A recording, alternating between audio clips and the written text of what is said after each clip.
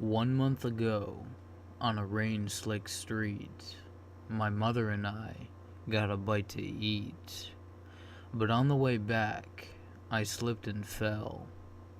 And I suppose the car coming didn't see me well, because the next thing I knew, as I lifted my head, I was staring at the sheets of a hospital bed.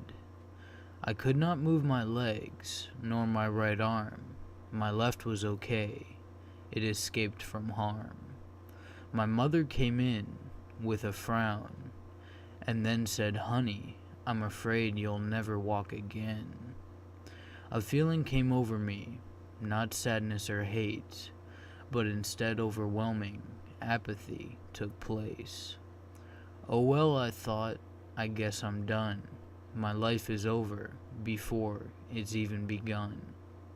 But the next day my mom approached me with a smile and said that, with luck, I'd only stay here a while. And then, if feeling returned to my feet, I could come back with her and start my life again. Well, that filled me with hope, an optimism quite bright, and perhaps my stay here would even be alright. The months passed by rather pleasantly. I'll save you the details on how I went pee. Most of my actions needed the assistance of a nurse, but really, I was just glad to not be in a hearse. A reporter came to my room to tell my story. I think he was expecting something a little more gory. The story of a 14-year-old kid was something that sadly couldn't be hid. My nurse was kindly, pretty, and gentle. She helped me get through that month without going mental. She gave me a book to read about shipwrecked sailors whose captain couldn't lead. I learned on that day that human tasted like pork. The captain got eaten, but he was kind of a jerk. The nurse was very good at helping me cope with my condition. But when she was gone, I sometimes felt a suspicion, something like I was being watched. But I shooed that thought from my mind and instead stared at the clock. One thing that bothered me was the sheet on my legs. They hooked tubes up to me so that I never left the bed, but I could not reach down for the sheet to be pulled. So I could not see my legs, my once useful tools. At the end of this month, I'm supposed to go home, but more often than not, I'm simply left alone. The female nurse does not come anymore. Instead, a crueler face comes through the door. His face is all pudgy. He wears an apron that's always filthy and wrinkled like bacon. He gives me my food 3 times a day, and he cooks all my food in all the same ways. He grills it, whether it should be or not. Grilled meat, grilled veggies, and here's food for thought. He served me cereal once, and I swear to God, he even grilled the cornflakes. How odd. Sometimes, while eating one of his grilled meals, he would stand in a corner and try to conceal the smile that spread across his whole fat face before noticing my horror and running out of the place. I told my mom to ask about this weird guy. She said the hospital staff had this reply: "He's both a nurse and a cook, one of the best, but while applying for the job, under name, he put chef. So everyone simply calls him by that name. He may look threatening, but he's really quite tame." I tried to let that ease my fear, but I started having awful nightmares. His face appeared, looking like pudgy rubber, and all the while he stared at my mother.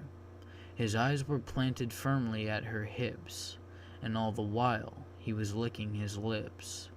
Thinking of Chef filled me with terror, and when he came to serve me, his meat became rarer.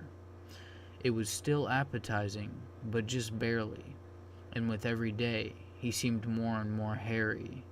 My mom normally visits every day at noon. She insists on seeing me in my hospital room. She's never late. She's always on time. She treats being late like a capital crime.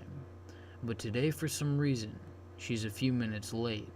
If I ever did something like that, she'd be irate.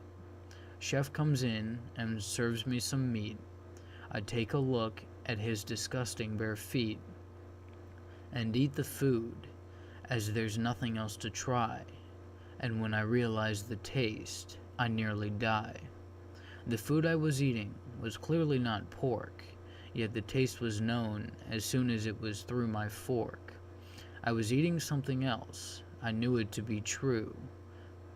I threw the plate aside, and then my guts I spewed.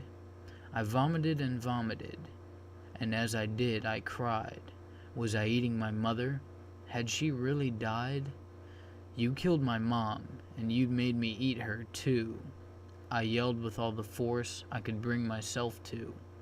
Chef looked at me with an emotionless face. My one good arm shot up with the intent to erase his expression, his presence, his existence on this earth, but my fist just bounced off his impressive girth. At that moment, my mother rushed into the room and said, "What's all the screaming? You sound like a loon." I looked at my mother, there in the flesh, and never felt more relieved as I got back to my breath. My mom was okay. I was overreacting. Staying in this bed all day had my sanity retracting. Everything was all right now that she was here. There was nothing to fret and nothing to fear. I gave my mom news in the usual way. Chef left, but then returned midday. When he did, I tried to apologize. I said, "I know what I did was awfully unwise. I really am sorry for freaking out. But not moving from this bed's made me a paranoid lout." Chef grinned at me, with black gums and missing teeth, which then retracted like a sword in a sheath. He walked over to my legs that were covered in the sheet and scowled. "I was hoping you'd enjoy my little treat." He pulled off the sheet and my legs were gone. It was as if they'd been cut off by a saw. A bloody pool was where they once lay. I yelled out in horror and tried to get away, but he leaned over and grabbed my chest. He leaned in so close that I could smell his foul breath. He said all that meat on your legs was going to rot, and I would never cook a woman in such poor health. Besides, watching you eat your own mother is not half as exciting as watching you eat yourself.